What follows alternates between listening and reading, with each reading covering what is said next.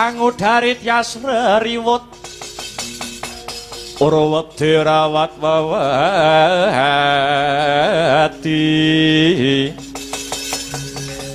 Wedi lamun kauningan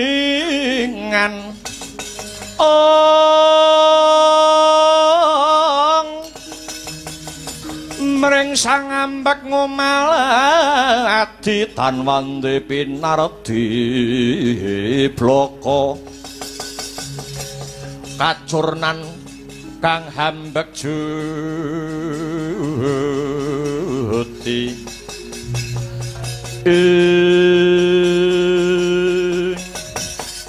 aduh Kanjeng Sinuwun Kanjeng Sinuwun kula ngaturaken sembah pangabekti kunjuk sahandhap pepodo paduka Sinuwun Mahespati Sumantri iki titikane Sentana sing bakal grogoti adeking ratu yen adu arep kowe nyembah deku-deku bareng ning mburi kowe ngetungi kepalantangan Sumantri rungokno gobokmu titikane negara kang wis kropos negara kang wis remuk mono antarane siji ratu satriya batine lan tumindake wis ora gathuk angka loro para Sentana wis ora gelem nglenggana lan ora ngrumangsani yen to ratu kuwi simboling negara sing kudune dikurmati angka 3 perangane golongan kang dadi wakile para kawula anane mung jegal-jegalan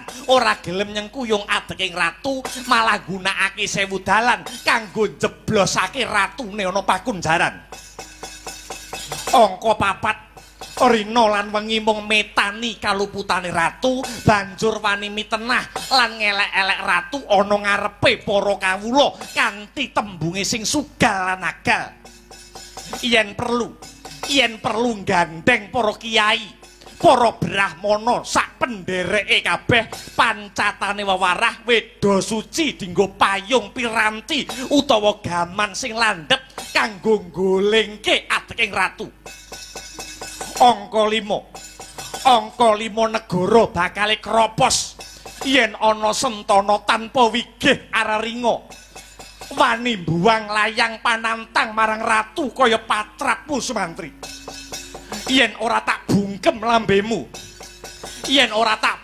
lambemu tan wurunga kowe bakale bengok taun ngarep ganti ratu nyoh tampanono pidanaku Sumantri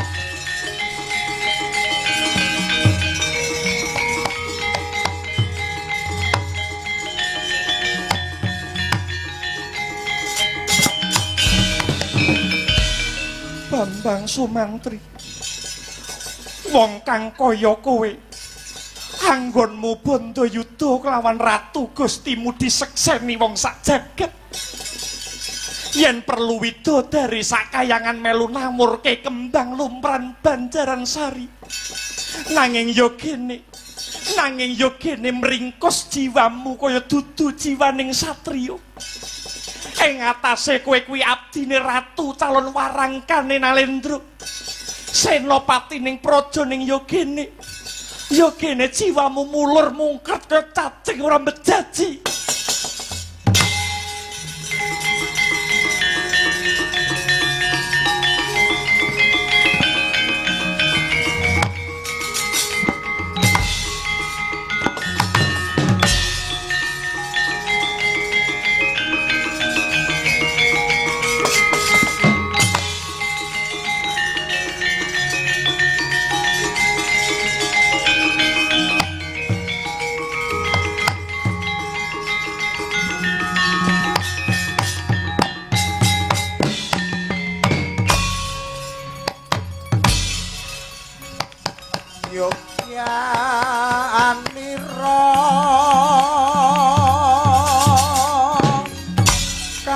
para prajurit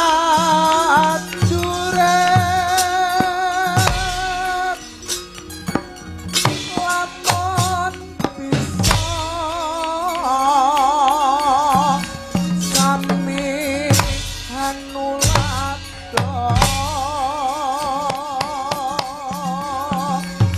duwe muni caritane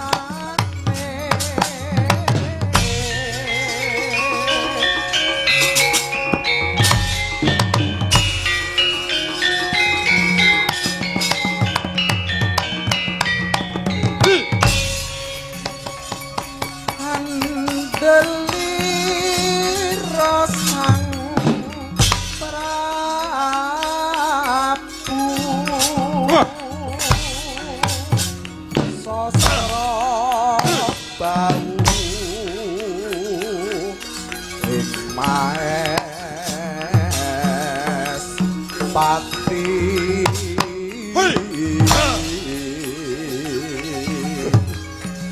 aran pate swanda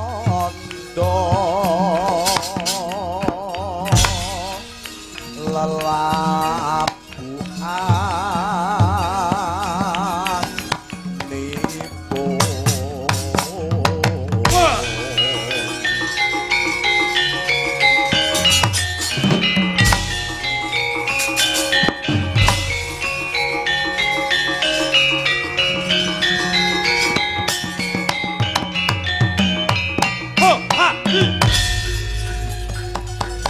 sang ginelung Tri Prakara guna kaya urune kang den antepi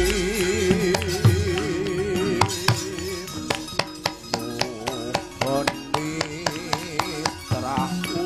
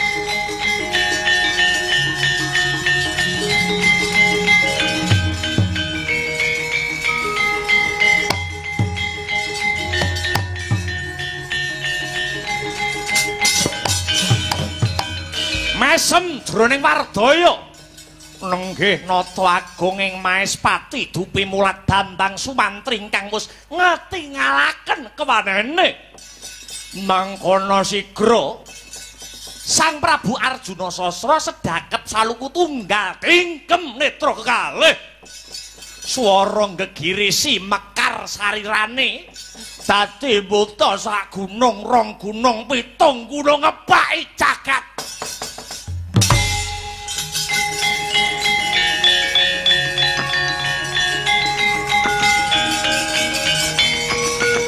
Siwa mancing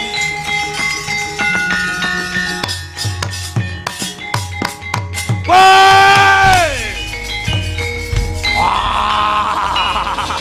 Sumantri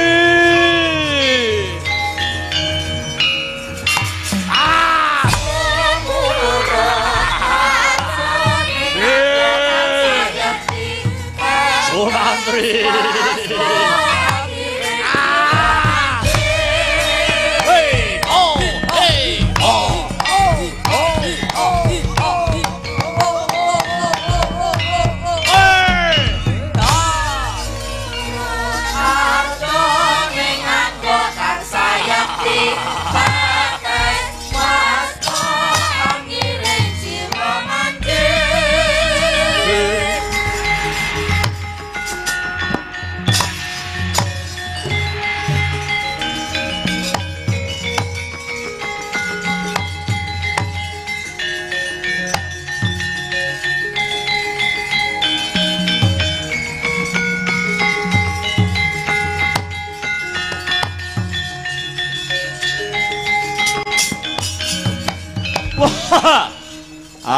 Ayo Sumantri, ketokno kaprawiranmu.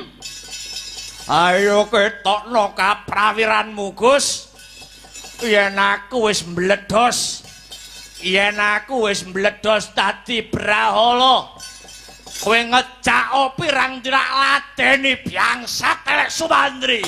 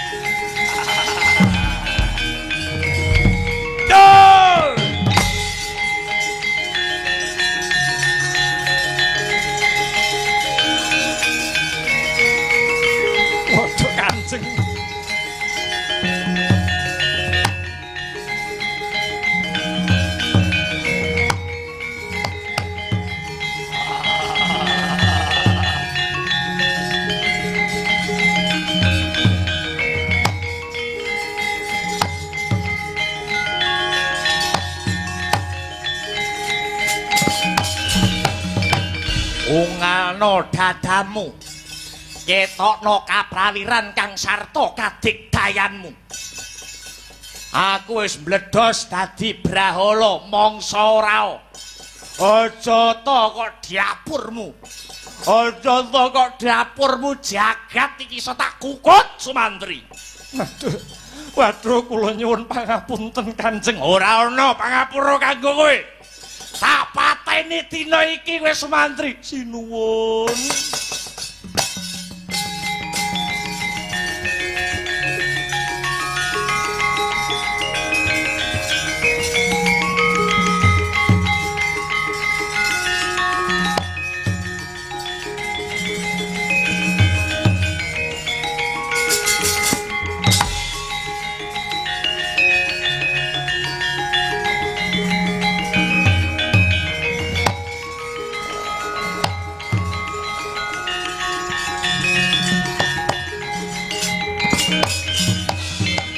Kanjeng sinuwun, ingkang abdi Bambang Sumantri Cumantaka kados mekaten.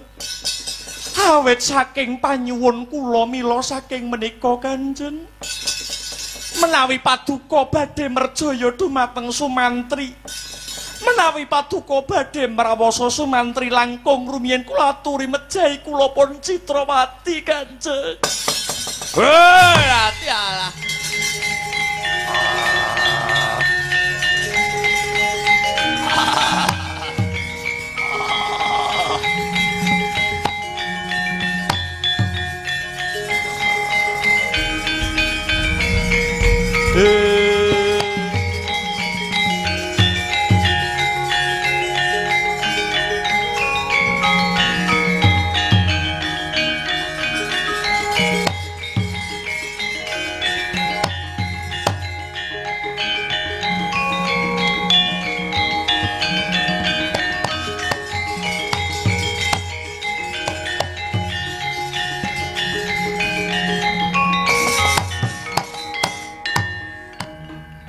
Sinuwun, mboten wonten saking krenceting manah anggen kula damel goreh rongeh wonten ing Maespati. Kula namung badhe mbuktekaken lamun to paduka tetela socane ngrat obor ing jagat ngayomi dumateng para titah sawegung. Iya, lamun to kuwi sing dadi pamundhutmu, yektine ora dadi baya pangapa. Banjur ripalungguhan iki Yayi Citrawati apa kira-kira isih tida-tida marang kahanane Arjuna Sasra. Kanjeng, sak mangke sampun madhep mantep raosing manah kula. Tegesipun lumahing bawana kureping akasa. Slamining gesang kula badhe kula sramakaken kinarya lelati dumateng Prabu Arjuna Sasra. Pancen bener apa sing dadi aturmu Nimas? krana apa wae sing dadi pamutahmu. Yen perlu Yayi Citrawati mundhut mudhune lintang kang sarta rembulan, bakal sun sembadani wong manis. Inggih. Ngaturaken panuwun Kanjeng. Lok ing kathah nyebataken paduka menika panjelmane Sang Hyang Wisnu. Mongko Sang Hyang Wisnu menika kagungan kahyangan ingkang sinebat kahyangan Untara Segara. Lan wonten Untara Segara kala wau wonten taman ingkang dahat asri. Nggih pun Taman Sriwedari. Mendah kados pundi marming manah kula menawi benjang tumapaking wulan ingkang kebak ing madu. Kula saged lumbang katresnan wonten ing Taman Sriwedari Kanjeng.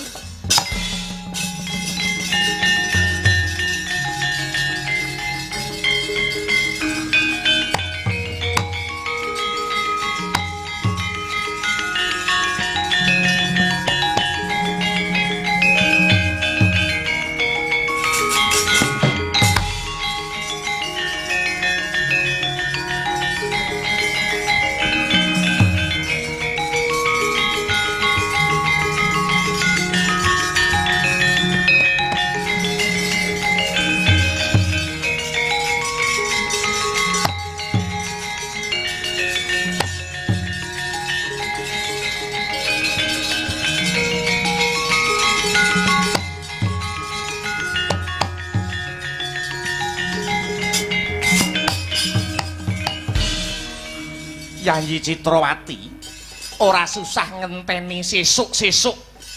Ora suwe maneh Siadi bakal lumbang kamulyan Taman Sriwedari bakal tak boyong mapan ana Maespati.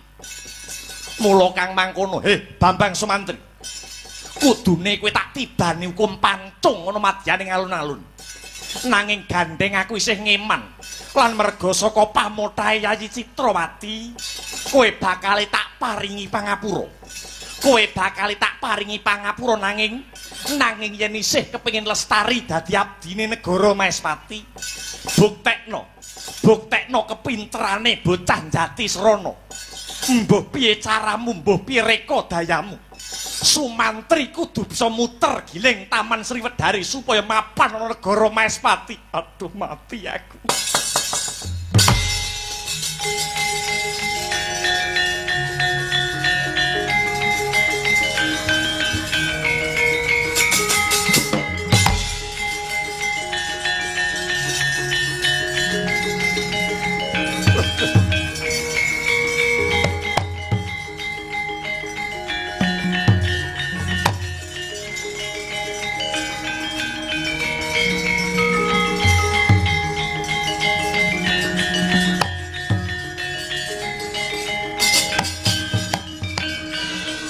Srana kakangmu iki patenana ya di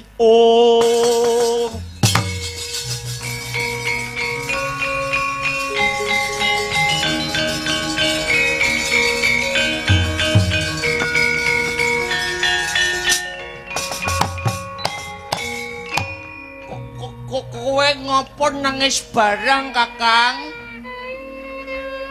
Kowe ngopo nangis? Kok kowe iki satriya lho, Kang. Ya gene kok cengeng kaya bocah cilik. Sukasrana. Mokal banget, Yayi. Mokal banget aku bisa nyembadani pamundhute ratu. Mung dapure Sumantri kok dikon muter giling Taman Sriwedari kowe mokal.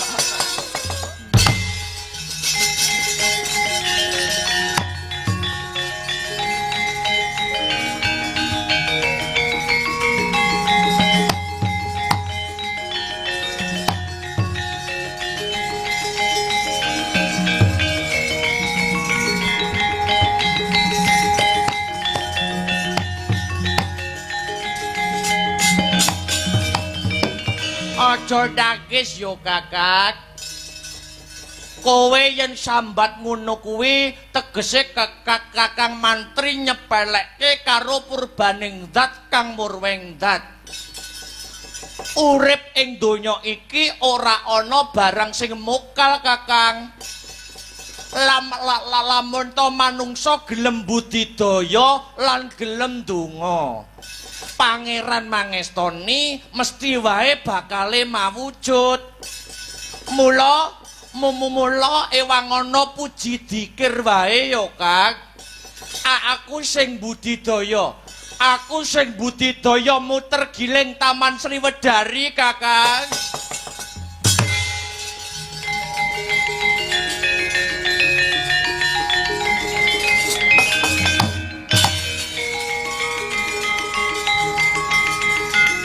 Oh tadi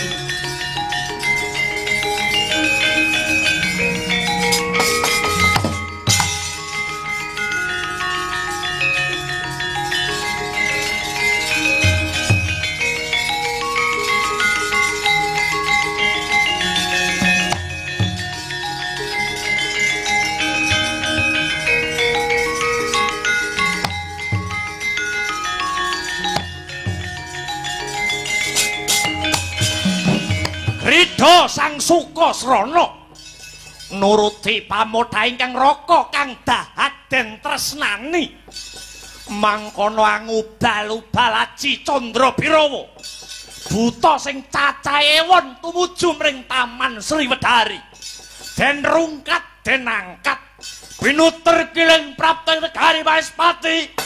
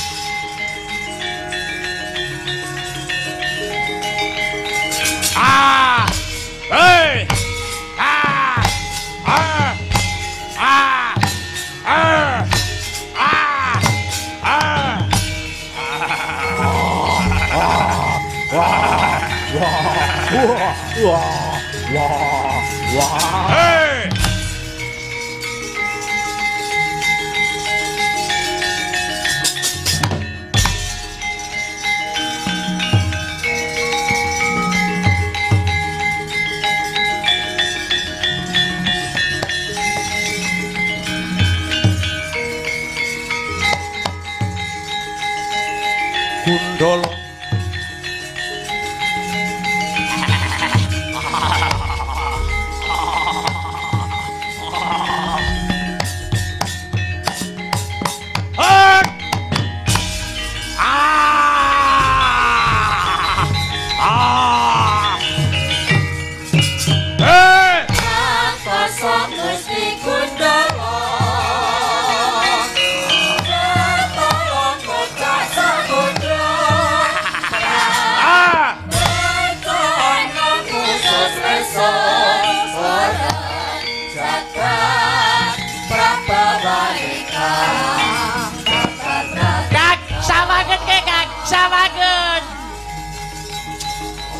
Neno.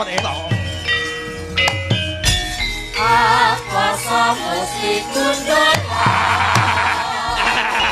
dan tolong berkata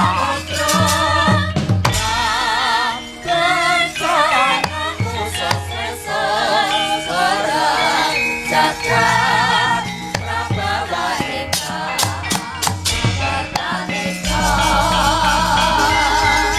Oh Sukasrana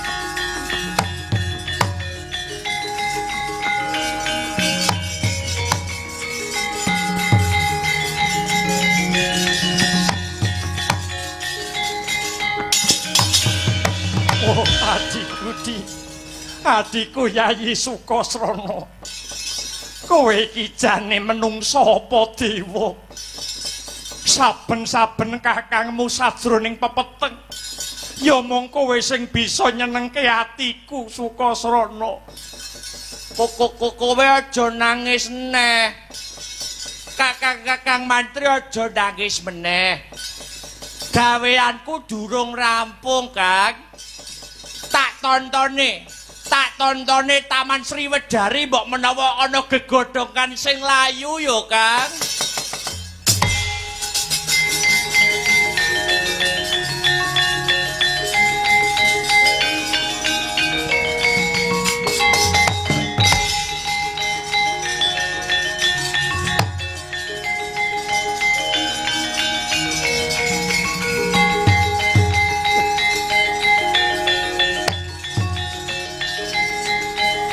Sumantri.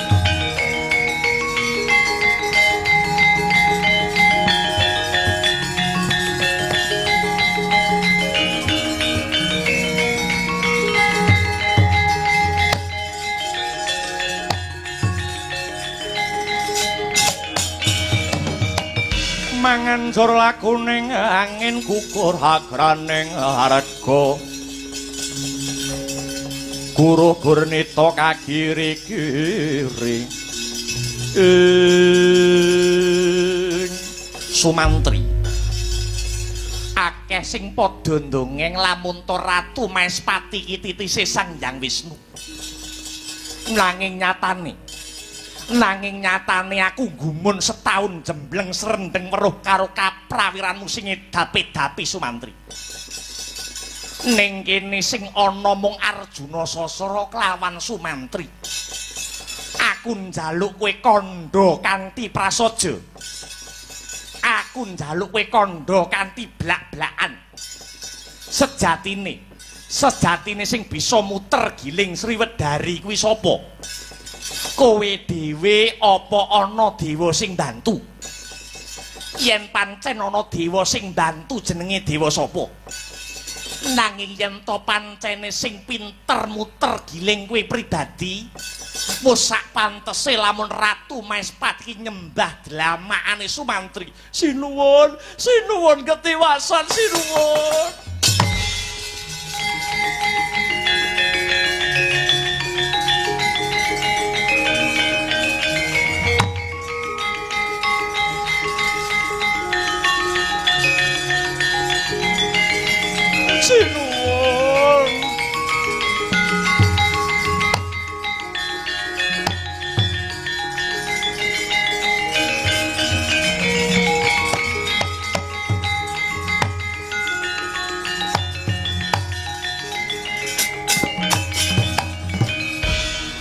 Tawang-tawang tangis jelih-jelih ana apa Yayi Citrawati ngaturaken kedrawasan kenging menapa taman ingkang dahat endah lan asri wonten wewujudan ingkang gegilani nenggih buta bajang sinuwun iblis lanat.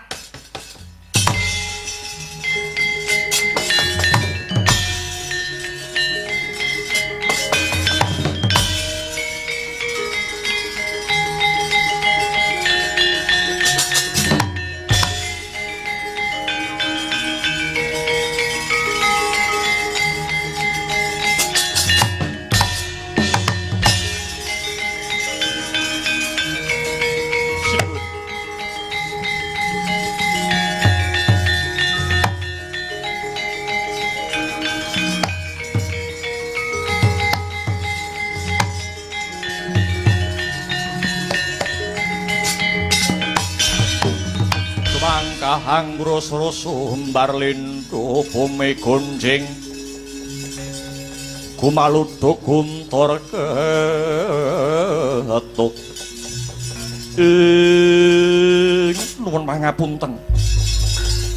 nuwun pangapunten sinuwun Prabu Arjuna Sasra badhe tindak pundi? Sumantri apa kupingmu ora krungu Sumantri? Citrawati jelih-jelih kamigilan mergoning Taman Sriwedari ana buta bajang. Kowe sumingkira buta bajang rak patenane. Nuwun pangapunten. Menapa kinten-kinten boten badhe nyuda kawibawan ing atase paduka menika Nalendra Agung. Lah kok badhe merjaya dhumateng buta bajang. Banjur sing ndok karepke piye Sumantri? Katuran pinarak ingkang prayogi. Kula ingkang badhe nyingkiraken buta bajang yen mung disingkirake genti wektu mesti bakal balik meneh ana Sriwedari. Yen kowe ora tega yen Sumantri ora mentala kowe mundur tak patenane Buta Bajang kae. Kula kemawon ingkang badhe nyingkiraken. Sumantri tanggel jawab, Buta Bajang boten badhe wangsul dhateng Taman Sriwedari sinuwun. Kowe ngayawara. Kowe ngayawara. Yen kowe ora mentala sumingkira tak patenane Buta Bajang kae. Inggih. Inggih menawi mekaten katuran pinarak kanthi jenak. Kula ingkang badhe merjaya Buta Bajang menika sinuwun.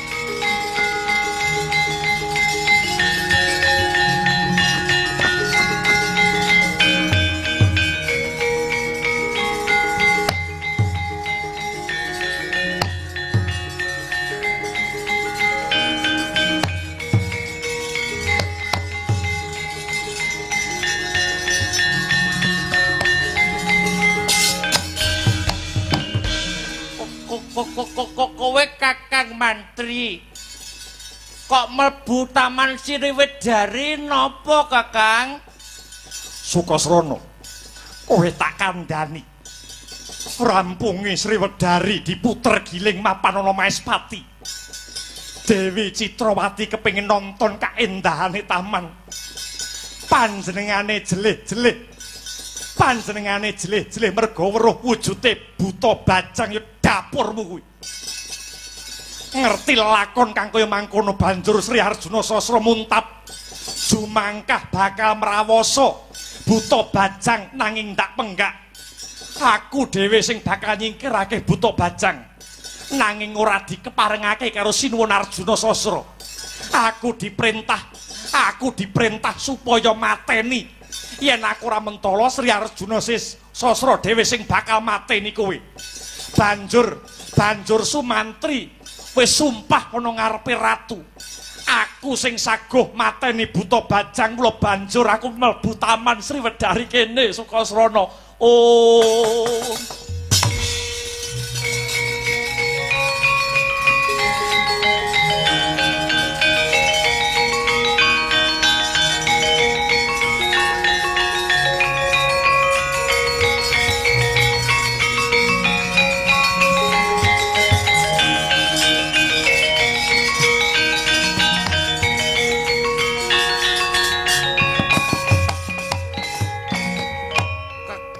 Kakang ora ngira yen lelakone malih dadi kaya ngene. Ora ana ceceking batinku aku bakal gegiro marang rasane Dewi Citrawati. Aku mlebu Taman Sriwedari iki ndandani tanduran, natani bangsane wit-witan. Yen patrapku iki dianggep salah, aku yo bakal seleh kok Kakang.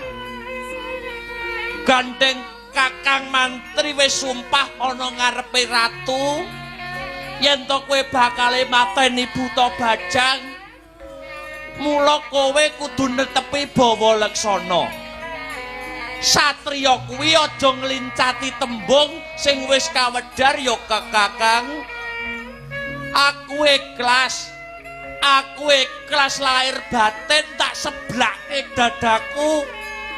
Aku lila dadi korban. Aku lila mati watone kowe dadi wong sing jujur. Patenono aku Kang. Aku ikhlas Kakang. Aku iki menungso dudu kewan. Oh.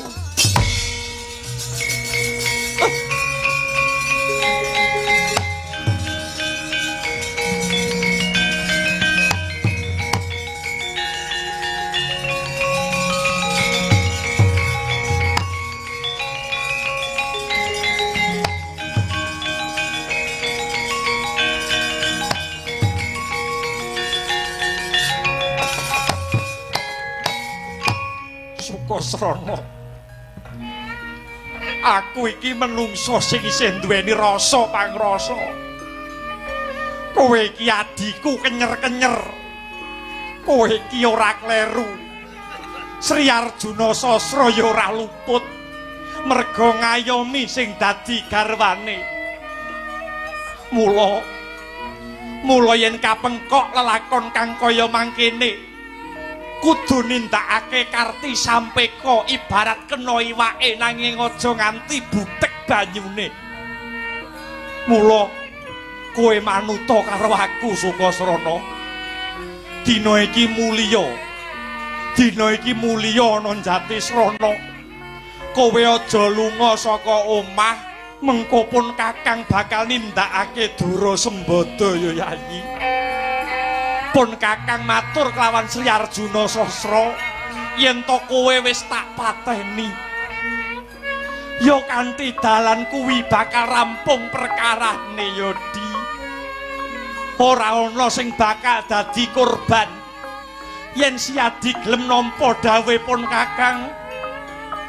Kowe gelem bali nyang Jatisrana yen kakangmu kelakon dadi priyayi, kelakon dadi wong sugih. Aku besok bakal bali ana Jatisrana nggawa sandangan sing becik, daharan sing mirasa kanggo kowe cah bagus. Nek carane ngono kuwi pedae apa sandanganku apik? Pedae apa mangan kuwi enak? Yen duwe kakang senengane ngapusi karo ratune. Aku mbok Kakang, aku mbok.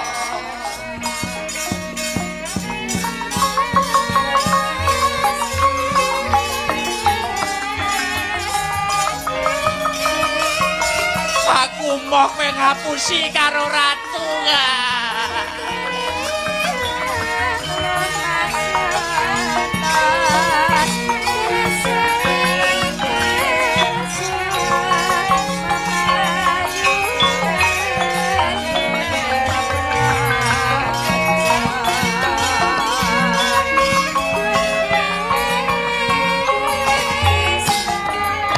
Ayo,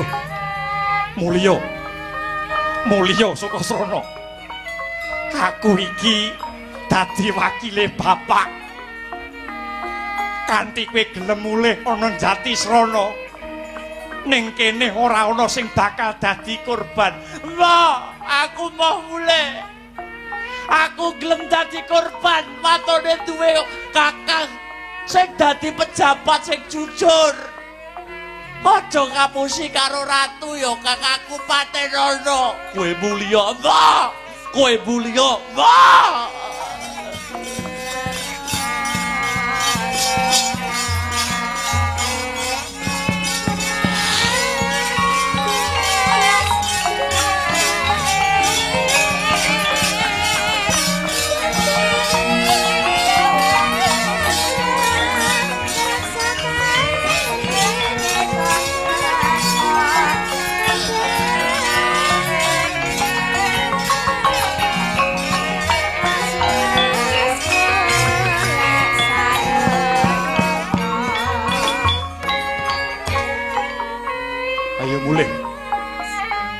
Mulih. Janji kowe ora gelem mulih.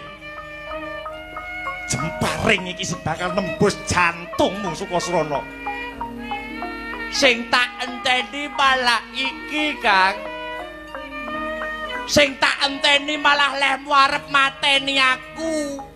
Yakin lahir batin aku ikhlas. Mula aja mangu-mangu, aja mangro tinggal. Pusakamu lepasno bener jantungku. Aku lilo mati watone kowe dadi pejabat sing jujur.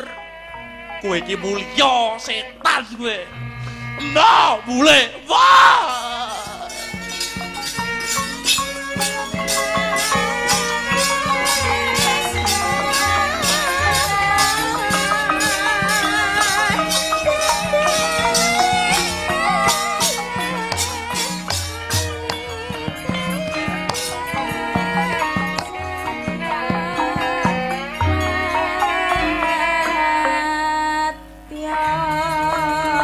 Sumantri.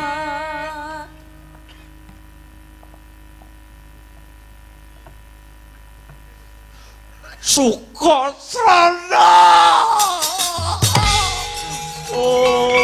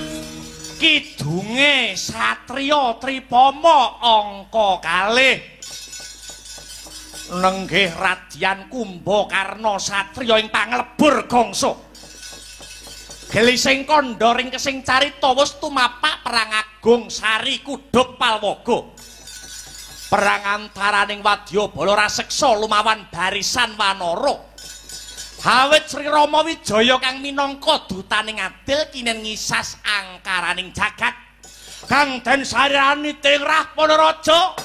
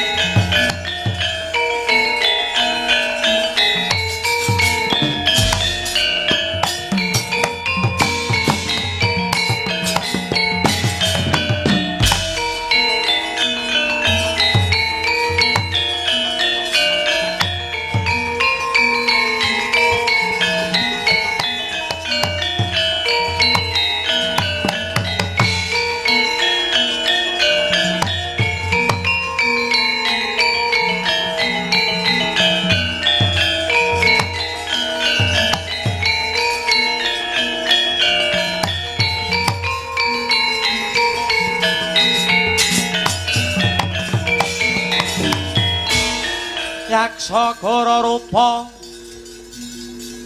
ora sedeng nalendra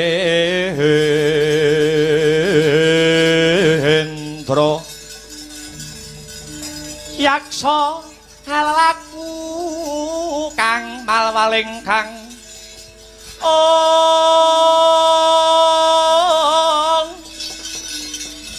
gambira marangah ngisi siyung metu Prabawa Gora mawaklian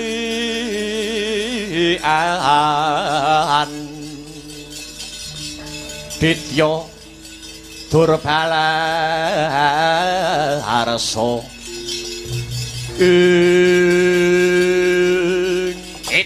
Ice wali ice sadat setan wali kubra. Cet. Anak anu nganindita bisa mikul dur mendem jasmane wong tuwa Indrajit Megananda. Kula wonten dawuh Kanjeng Rama.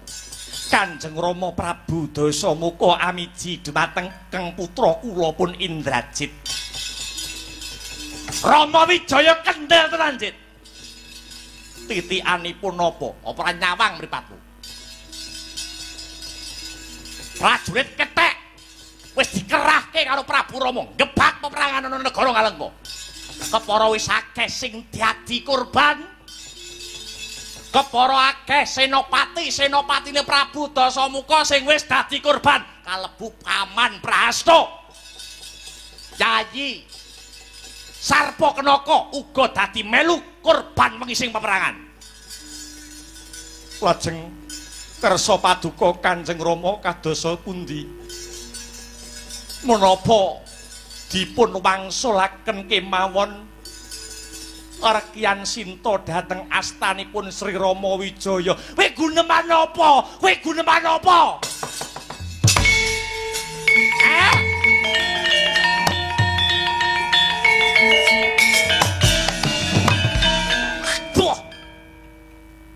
Ora anake Dasamuka. Wong wedok balekne bojone omongan apa? Wis tak tekati.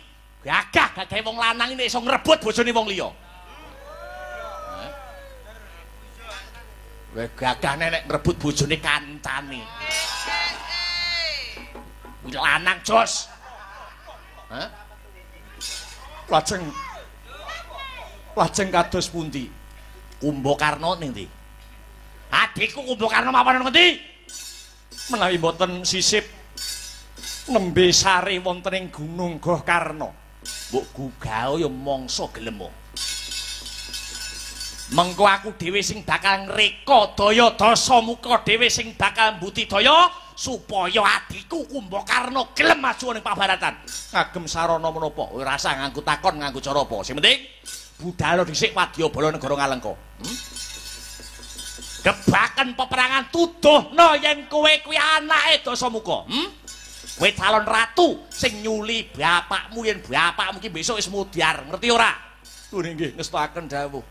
Aja jreh gete wedi mati. Kowe bapak ngrebut bojone wong, kowe ya besok kudu ngono. Nggih. Ngerti ora?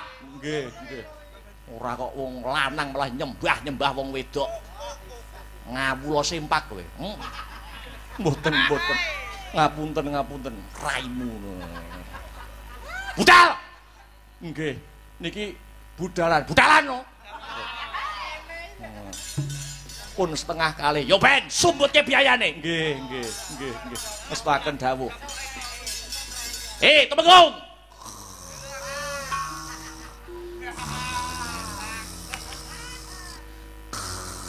Pedangku ndi pedangku? Kula anu kula. Pun melek.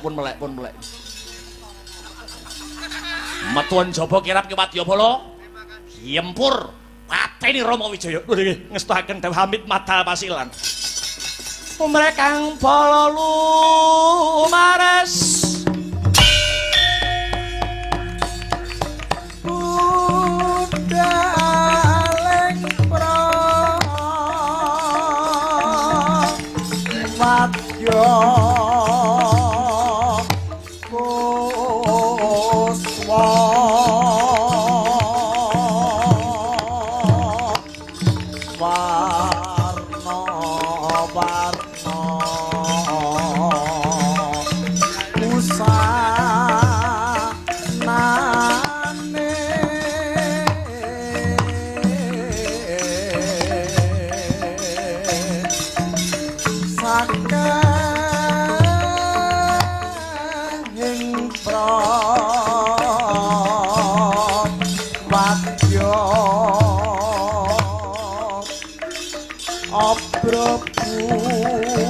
sana niro swarane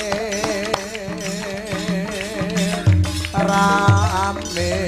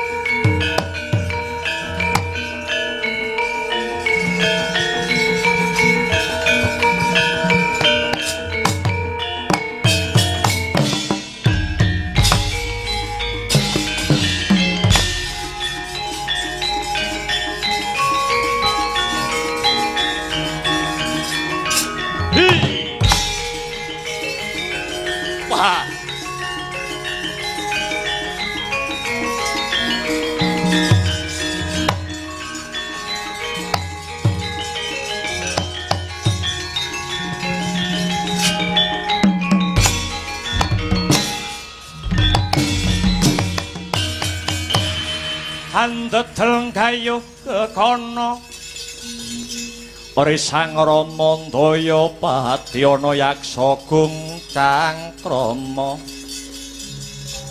namane wil katak sini jejagi jroning warih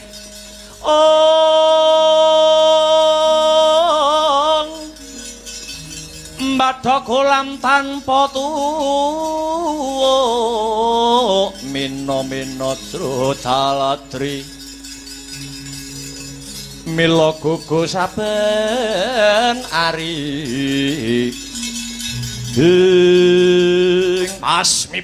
Mas miper panonku pating kalebur